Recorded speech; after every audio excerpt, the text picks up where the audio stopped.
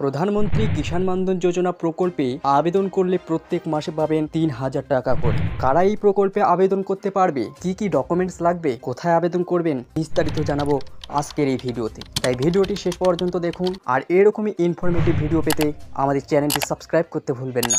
চলুন ভিডিওটি শুরু করা যাক। ভারত সরকার তার নাগরিকদের, বিশেষ করে আর্থিকভাবে দুর্বল মানুষদের সহায়তার জন্য নিয়মিত বিভিন্ন প্রকল্প চালু করে।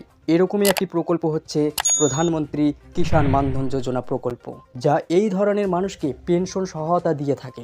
আর্থিকভাবে দুর্বল কৃষকদের সহায়তা করার জন্য 12 সেপ্টেম্বর 2019-এ প্রকল্পটি চালু করা হয়েছিল। 2 হেক্টর বা তার কম জমির ক্ষুদ্র ও প্রান্তিক কৃষকরা আবেদন করতে পারবেন এবং এই প্রধানমন্ত্রী কিষাণ মানধন যোজনার সুবিধা নিতে পারবেন। প্রধানমন্ত্রী কিষাণ মানধন যোজনা প্রকল্পে আবেদন করার জন্য কি কি যোগ্যতা থাকা আবশ্যক। আপনি যদি একজন কৃষক হয়ে থাকেন তবে আপনি এই প্রকল্পে আবেদন করতে পারবেন। অবশ্যই আপনার বয়স হতে হবে 18 থেকে 40 বছর বয়সের মধ্যে, অর্থাৎ 18 বছরের কম এবং 40 বছরের বেশি বয়স হলে আপনি এই প্রকল্পে আবেদন করার যোগ্য নন। আবেদনকারীর 2 হেক্টরের কম জমি থাকতে হবে, অর্থাৎ 2 হেক্টরের বেশি জমি থাকলে এই প্রকল্পে আবেদন করতে পারবেন না।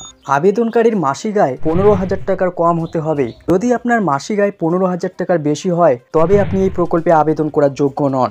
এবারে আসি প্রধানমন্ত্রী কিষাণ মানধন যোজনা প্রকল্পে আবেদন করতে কি কি ডকুমেন্টস প্রয়োজন। প্রধানমন্ত্রী কিষাণ মানধন যোজনা প্রকল্পে আবেদন করতে হলে আপনাকে আধার কার্ড, ভোটার কার্ড, জমির দলিল, ব্যাংক অ্যাকাউন্ট পাসবুক এবং একটি পাসপোর্ট সাইজের ছবি দিতে হবে। কেন্দ্র সরকারের এই প্রকল্পের অধীনে পেনশন পাওয়ার জন্য কৃষকদের কমপক্ষে 20 বছরের জন্য নিজেদের বয়সের উপর নির্ভর করে মাসিক 55 টাকা থেকে 200 টাকার মধ্যে জমা করতে হবে। আপনার ব্যাংক থেকে অটোপে সিস্টেমের মাধ্যমে প্রত্যেক মাসে এই টাকাটি ডেবিট হতে থাকবে, অর্থাৎ কেটে নেওয়া হবে। আর যখন আপনার বয়স 60 বছর হয়ে যাবে তখন আপনি প্রত্যেক মাসে 3,000 টাকা করে পেনশন পাবেন।